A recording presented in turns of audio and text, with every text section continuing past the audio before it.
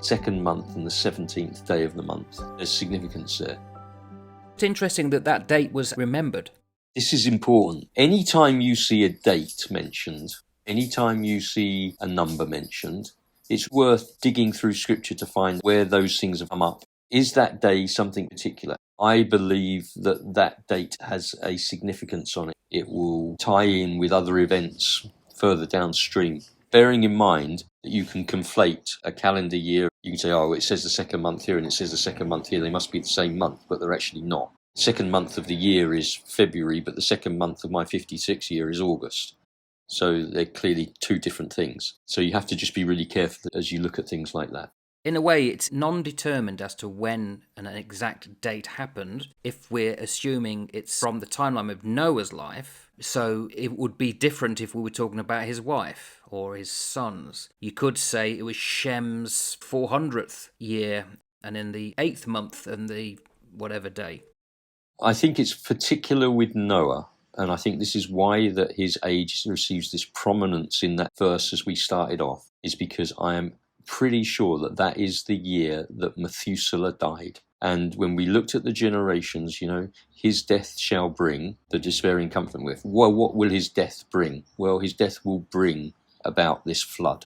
And when Methuselah dies, the flood comes. It's linking Noah's 600 years into this prophetic warning that his death shall bring something.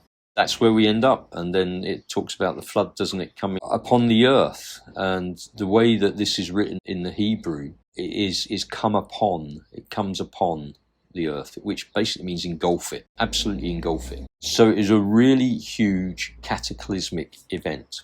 Perhaps at this point, we might want to discuss the fact that, again, this is another area that people go, you're joking me, right? You're telling me that there was a big flood that wiped out the whole of the earth. Well, why would that be a surprise? Well, you only have to look at the comments from previous episodes to see that this is of interest to people. Can I just backtrack? In Genesis 7:6, it's upon the earth. Because we call the whole globe the earth in the modern context, is that of the ancient Hebrew as far as you're aware?